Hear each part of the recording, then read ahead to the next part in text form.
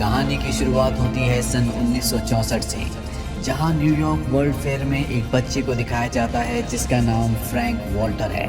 Frank का दिमाग बहुत ही इनोवेटिव होता है। उसने एक जेट पैक बनाया है। वो उस जेट पैक को लेकर डेविड निक्स के पास जाता है। डेविड उससे पूछता है, क्या तुम्हारा जेट पैक काम करता है? फ्रैंक कहता है, मेरा जेट पैक काम तो करता है लेकिन सही से नहीं। यहाँ पर एक लड़की भी होती है जिसका नाम एथीना है। वो फ्रैंक के काम से बहुत प्रभावित होती है, लेकिन डेविड उसके काम को पूरी तरह से रिजेक्ट कर देता है। फ्रैंक बाहर जब उदास बैठा होता है तो उसके पास एथीना आती है। वो उसे एक लेपल पिन देती है और कहती है कि तुम मेरे पीछे पीछे आना। फ्रैंक उससे पूछता है कि तुम कौन हो? एथीना कहती है कि मैं भविष्य हूँ। इसके बाद फ्रैंक उसके पीछे एक बोट से जाता है और जब उसकी बोट एक टनल के अंदर जाती है तो वहाँ पर एक लेज़र लाइट फ्रैंक के लेपल पिन को जो उसे एथीना ने दी थी उसे स्कैन करती है। इसके बाद एक गेट खुलता है जिससे उसकी बोट नीचे जाती है और एक अजीब से कमरे के सामने रुक जाती है। और जब वो उस कमरे के अंदर जाता है तो उसे पता चलता है कि ये कमरा नहीं बल्कि एक लिफ्ट है। वो उसे नीचे ले जाती है। फ्रैंक यहाँ से बाहर निकलता है, तभी यहाँ पर दो रोबोट्स आते हैं जो फ्रैंक को स्कैन करते हैं। वो फ्रैंक के जेट पैक को भी देखते हैं और उसके जेट पैक में जो भी कमियाँ होती हैं रोबोट पूरी तरह से उसे ठीक कर देता है। तभी यहाँ पर फ्रैंक को दो लोग देख लेते हैं। फ्रैंक उनसे डर कर नीचे गिर जाता है और जब वो लगातार ज़मीन की तरफ गिर रहा होता है तभी वो अपने जेट पैक को पकड़ लेता है, जिसे स्टार्ट करके वो ज़मीन पर गिरने से बच जाता है। इसके बाद फ्रैंक एथीना के पास जाता है। एथीना उसे बताती है कि इस जगह का नाम है टुमारोलैंड। अब इस बात को कई साल बीत जाते हैं। फ्रैंक टुमारोलैंड में रहते रहते अब बूढ़ा हो चुका है और ये वक्त होता है सन 2015 का, जहाँ अर्थ पर एक लड़की को दिखाया जाता है जिसका नाम कैसी है। कैसी नासा के लॉन्च प्रोग्राम में जानबूझकर बार बार खराबी ले आती है क्योंकि उसके पिता नासा में इंजीनियर हैं और अगर ये लॉन्च हो गया तो उसके पिता की जॉब छूट जाएगी। एक बार कैसी जब नासा के लॉन्च प्रोग्राम में खराबी कर रही होती है तो उसे पकड़ लिया जाता है। पुलिस उसे अरेस्ट कर लेती है। अगले दिन जब उसे छोड़ा जाता है तो उसके सामान में एक लेपल पिन भी होती है। ये लेपल पिन ठीक वैसे ही होती है जैसे आज से कई साल पहले सन 1964 में फ्रैंक को मिली थी। जैसे ही कैसी उस पिन को हाथ लगाती है तो वो टुमारोलैंड पहुंच जाती है। ये दुनिया देखकर वो पूरी तरह से चौंक जाती है। यहाँ पर सब कुछ बहुत आधुनिक होता है। इस दुनिया में कैसी सबको देख सकती है लेकिन कैसी को कोई भी नहीं देख सकता। और तभी उसकी पिन में रिवर्स काउंटिंग होना शुरू हो जाती है, यानी कि उसकी पिन की जो बैटरी है वो डाउन हो रही है और जैसे ही पिन की बैटरी खत्म होती है वो वापस अपनी दुनिया में आ जाती है। कैसी पूरी तरह से हैरान होती है कि उसके साथ ये क्या हुआ। वो वापस अपने घर जाती है और अपने भाई को सब कुछ बताती है। ये दोनों के दोनों इंटरनेट पर पिन को सर्च करना शुरू करते हैं और इंटरनेट पर इन्हें वैसा ही पिन दिख जाता है जिस पर एक एड्रेस होता है और कैसी उस एड्रेस पर पहुंच जाती है। ये एक शॉप होती है और जब कैसी शॉप के ओनर्स को पिन दिखाती है तो पूरी तरह से हैरान हो जाते हैं। वो कैसी से पूछते कि तुम्हें पिन कहाँ से मिला? कैसी कहती कि मुझे नहीं पता। वो कैसी से पूछते क्या तुम उस छोटी लड़की से मिली? कैसी कहती है मुझे किसी के बारे में कुछ भी नहीं पता। और जब कैसी उनकी बातों का जवाब नहीं दे पाती तो वो दोनों के दोनों कैसी के ऊपर हमला कर देते हैं। पर इससे पहले कि वो कैसी को मारते यहाँ पर एथीना आ जाती है। वो कैसी को बचाने के लिए शॉप के ओनर से लड़ती है और लड़ाई के दौरान वो एक की गर्दन उखाड़ देती है। और यहाँ में पता चलता है कि शॉप के जो ओनर्स थे वो रोबोट्स थे। और जैसे कैसी और एथीना शॉप से बाहर निकलते हैं यहाँ पर एक रोबोट अपने आप को ब्लास्ट कर देता है। एथीना यहाँ से एक कार चुराती है और कैसी को इस जगह से लेकर निकल जाती है। एथीना वही है जिसने सन 1964 में फ्रैंक को पिन दिया था। आज भी वो उतनी है क्योंकि एथीना इंसान नहीं है, वो भी एक रोबोट है। एथीना कैसी से कहती है कि मैं भी एक रोबोट हूँ। जो पिन तुम्हें तुम्हारे सामान के साथ मिला था वो मैंने रखा था, वो मेरा आखिरी पिन था।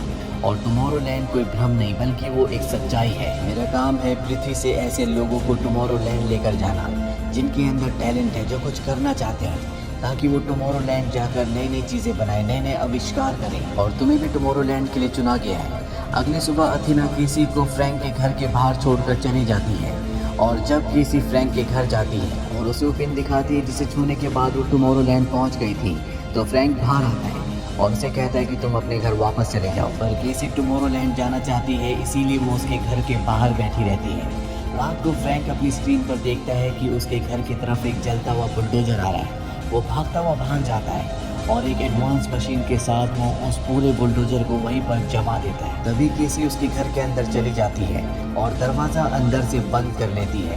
फ्रैंक उसे दरवाज़ा खोलने के लिए कहता है पर कैसी कहती है कि जब तक तुम मुझे टुमारोलैंड नहीं ले जाओगे मैं दरवाज़ा नहीं खोलूँगी।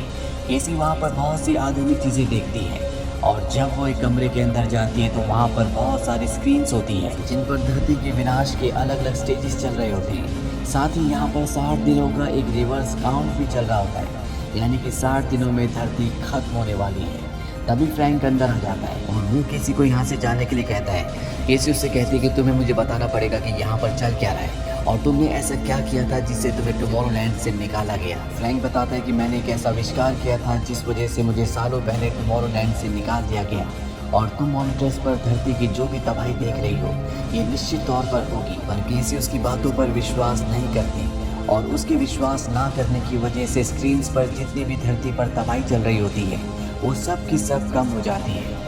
ये देखकर फ्रैंक पूरी तरह से हैरान हो जाता है और अब यहाँ पर रोबोट्स की एक टीम केसी को मारने के लिए आ जाती है, लेकिन फ्रैंक केसी को उन खतरनाक रोबोट से बचाता है। इसके बाद वो उसे अपने साथ एक बाथटब में बिठाता है और तभी यहाँ पर एक रोबोट उनके ऊपर हमला कर देता है। इससे पहले कि वो इन दोनों को मारता, बाथटब हवा में तोप के गोली की तरह उड़ जाता है। पूरा घर ब्लास्ट हो जाता है और इनका बाथटब पास ही में एक झील पर जाकर गिरता है। दरअसल फ्रैंक ने इसकी तैयारी पहले से कर रखी थी।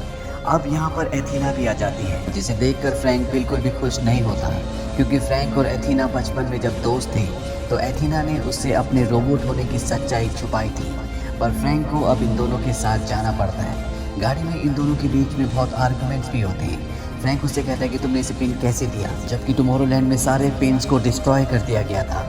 एथीना कहती कि मैं 12 पिन्स लेकर भाग गई थी और जो पिन मैंने केसी को दिया था वो आखिरी पिन था और एक यही कारण होता है कि टुमारोलैंड वाले केसी को और एथीना दोनों को मारना चाहते हैं। अब ये तीनों के तीनों एक जगह जाते हैं जहाँ पर एक टेलीपोर्टेशन डिवाइस होता है। इस डिवाइस से इंसान एक जगह से दूसरी जगह जा सकता है। फ्रैंक यहाँ पर एथीना से पूछता है कि कैली को क्यों चुना गया।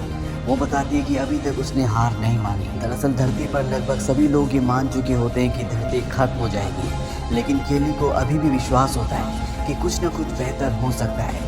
इसके बाद ये टेलीपोर्टेशन डिवाइस से पेरिस के आईफिल टावर के टॉप में पहुंच जाते हैं, जहां पर ये एक सीक्रेट रूम के अंदर जाते हैं जिस रूम में गुस्ताव आईफिल जिसने आईफिल टावर बनाया था, साथ ही जूल्स वर्न, निकोला टेस्ला और थॉमस एडिसन की डमीज होती है। फ्रैंक केसी को बताता है कि इन सब ने मिलकर एक फ्यूचर सोसाइटी बनाई थी ताकि वैज्ञानिक वहां बिना रोक टोक के आविष्कार कर सकें। इस जगह का नाम रखा गया टुमारोलैंड, जो कि एक दूसरे डायमेंशन में है। और आईफिल टावर लोगों के घूमने के लिए देखने के लिए नहीं बनाया गया, बल्कि ये एक एंटीना है।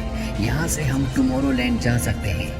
Gustav Eiffel, Jules Verne, Nikola Tesla और थॉमस एडिसन ने ये इसलिए बनाया था ताकि इमरजेंसी में वो यहाँ से टुमारोलैंड जा सके, पर उन्हें कभी भी इसकी ज़रूरत नहीं पड़ी। और अब फ्रैंक यहाँ पर मशीन को स्टार्ट करता है और मशीन के स्टार्ट करते ही ज़मीन के नीचे से एक फ्लाइंग ऑब्जेक्ट निकलता है। आईफिल टावर 2 हिस्सों में बढ़ जाता है।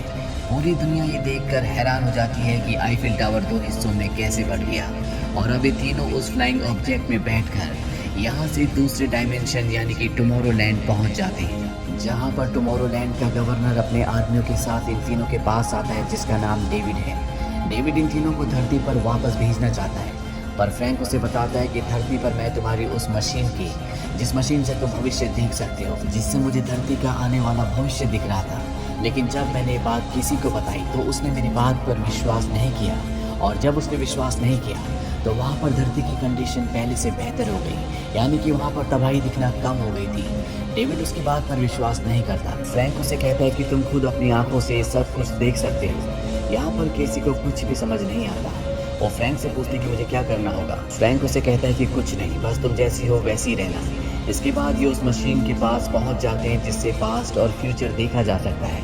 ये मशीन फ्रैंक ने उस वक्त बनाई थी जब वो टुमारोलैंड में था, और अब ये उस मशीन को स्टार्ट करते हैं। केसी का माइंड बहुत तेज़ होता है, इसीलिए आसानी से वो इस मशीन को ऑपरेट करना शुरू कर देती है और इन्हें धरती का आने वाला कल दिखना शुरू हो जाता है। केसी अपने घर को भी देखती है जो पूरी तरह से तबाह हो चुका है। ये सारी तस्वीरें आज से 60 दिन बाद की है जब धरती पूरी तरह से खत्म हो जाएगी। केसी इस बात पर विश्वास नहीं करती। वो कहती है कि ऐसा नहीं हो सकता, और जैसी वो ऐसा बोलती है, पृथ्वी के भविष्य में जहाँ पर इन्हें सिर्फ तबाही दिख रही थी वहाँ पर सब कुछ ठीक हो जाता है।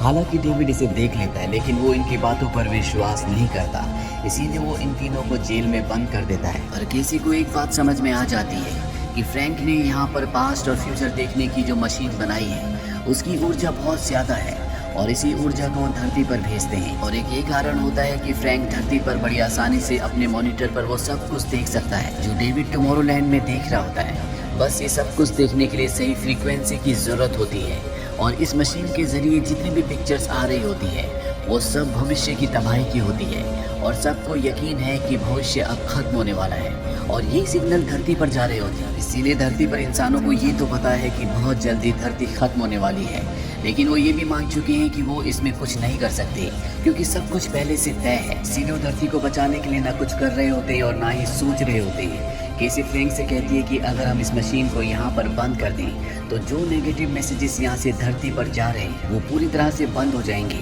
और इसके बाद इंसान पॉजिटिव दिशा में सोचना शुरू कर देगा। वो ये सारी बातें डेविड को बताते हैं, लेकिन डेविड उनकी बात पर ज़्यादा ध्यान नहीं देता। वो कहता है कि इंसान खुद ही मरना चाहते हैं। हर रोज़ मौसम बड़ी तेज़ी से बदल रहा है, ग्लेशियर्स पिघल रहे हैं, लेकिन इंसान इसके लिए कुछ भी नहीं कर रहा। हमने इस मशीन के ज़रिए उनके दिमाग में ऐसी इमेजेस भेजी जिससे उन्हें पता चल सके कि धरती तबाह हो रही है, पर वो कुछ करने की बजाय ये मान गए कि उनका अंत निश्चित है। यहाँ पर केसी की बात बिल्कुल सही होती है। धरती पर वो लोग जो धरती को बचाने के लिए, पर्यावरण के लिए कुछ कर सकते हैं, इस मशीन के मैसेजेस की वजह से उनके दिमाग में पहले से फीड हो चुका है कि धरती का अंत निश्चित है, इसीलिए वो कुछ नहीं कर रहे होते। अब डेविड इन तीनों को वापस धरती पर भेज रहा होता है। वो फ्रैंक को अलविदा कहने के लिए उससे हाथ मिलाता है। फ्रैंक डेविड के हाथ में लगे हुए गैजेट के कुछ बटन्स को दबाता है जिससे यहाँ पर वो पोर्टल खुल जाता है जिससे धरती पर जाया जा सकता है। अब फ्रैंक के बीच में और डेविड के बीच में लड़ाई होना शुरू हो जाती है। ये दोनों के दोनों लड़ते लड़ते पोर्टल से बाहर आ जाते हैं, यानी कि ये दोनों के दोनों अब अर्थ पर हैं। ये एक सुनसान जगह होती है। वही टुमारोलैंड में दिखाया जाता है जहाँ पर अथीना केसी को एक बॉम्ब देती है। ये बहुत ही खतरनाक बॉम्ब होता है। दरअसल ये दोनों इस बॉम्ब से इस मशीन को उड़ाना चाहते हैं क्योंकि इसे बंद नहीं किया जा सकता। ये बॉम्ब को ऑन कर देते हैं और तब तक रोबोट उस प्लेटफॉर्म को नीचे गिरा देता है जिसके ऊपर केसी खड़ी होती है, जहाँ से वो मशीन को ब्लास्ट कर सकती है। अब यहाँ बॉम्ब ऑन हो चुका है और कुछ ही सेकंड्स में वो ब्लास्ट होने वाला है। इसीलिए एथीना पोर्टल का दरवाज़ा खोलती है और बॉम्ब को बाहर फेंक देती है जहाँ पर फ्रैंक और डेविड लड़ रहे होते हैं। बॉम्ब दिखने के बाद ये दोनों के दोनों पोर्टल के अंदर यानी कि टुमारोलैंड के लिए भागते हैं और तभी बॉम्ब ब्लास्ट हो जाता है। हालांकि ये दोनों तो अंदर आ जाते हैं, लेकिन डेविड एक बहुत बड़ी मेटल की शीट के नीचे दब जाता है। यहाँ पर एथीना इस भविष्य देखने वाली मशीन में देखती है कि डेविड अगले चंद सेकंड्स में फ्रैंक को गोली मारने वाला है और जैसे फ्रैंक के ऊपर डेविड गोली चलाता है एथीना उसके आगे आ जाती है, जिस वजह से फ्रैंक की जान तो बच जाती है, लेकिन एथीना का सिस्टम डीएक्टिवेट होना शुरू हो जाता है, यानी कि वो मर रही है। वहीं केसी को दिखाया जाता है जो डेविड के पास जाती है और उससे उसकी गन छीन लेती है। यहाँ पर फ्रैंक केसी को एक दूसरी जगह ले जाता है। केसी उसे बताती है कि जब तुम छोटे थे और मैं तुम्हें टुमारोलैंड लाई थी तो हम दोनों के बीच में दोस्ती हुई, पर मैं तुम्हारे लिए बहुत अलग फील करती थी जो मेरे प्रोग्राम ने पहले कभी नहीं किया था। मैं तुम्हें कभी नहीं बता पाई कि मैं एक रोबोट हूँ क्योंकि मैं तुम्हें दुखी निराश नहीं करना चाहती थी। टुमारोलैंड में सिर्फ मैं थी जिसे तुम पर विश्वास था, और जब तुम्हें सच्चाई पता चली तो तुम मुझसे नाराज हो गए। दरअसल फ्रैंक भी केसी से बहुत प्यार करता था, इसीलिए जब उसे पता चला कि वो एक इंसान नहीं बल्कि रोबोट है तो उसका दिल टूट गया था। अब केसी अपनी सेल्फ डिस्ट्रक्शन मोड को ऑन कर देती है और वो फ्रैंक से कहती है कि मुझे ऊपर मशीन तक ले जाओ, और फ्रैंक जेट पैक पहनकर जो उसने बचपन में बनाया था उसे ऊपर ले जाता है। और इसके बाद यहाँ पर एक बहुत बड़ा ब्लास्ट होता है जिससे पूरी की पूरी मशीन पूरी तरह से डिस्ट्रॉय हो जाती है और वो नीचे डेविड जो फंसा हुआ होता है उसके ऊपर गिरती है जिससे डेविड की मृत्यु हो जाती है। इसके बाद दिखाया जाता है कि केसी अपने पिता और अपने भाई के पास जाती है। उसके पिता नासा के इंजीनियर हैं, इसीलिए उसके पिता और उसके भाई को टुमारोलैंड में रहने की इजाज़त मिल जाती है। फ्रैंक और केसी अब टुमारोलैंड के हेड हैं और जिस तरह से उन्हें पिन मिले थे अब वो अर्थ पर उन लोगों को जो मशीन टूटने के बाद अर्थ को बचाने की कोशिश कर रहे होते हैं उन सबको पिन भेजते हैं ताकि वो टुमारोलैंड आकर अपने आविष्कार को और भी अच्छे से करें और अर्थ को बचाया जा सके। 60 दिन पूरे हो जाते हैं और अर्थ को कुछ भी नहीं होता, यानी कि केसी की जो सोच थी वो बिल्कुल सही थी। तो ये थी पूरी कहानी फिल्म टुमारोलैंड की। ये फिल्म साल 2015 में रिलीज हुई थी। IMDb पर इसकी रेटिंग है 6.4। इस फिल्म का बजट था 180 से 190 मिलियन डॉलर्स और बॉक्स ऑफिस पर इसने कमाई की थी 209 मिलियन डॉलर्स की। उम्मीद करते हैं कि ये कहानी आपको पसंद आई होगी।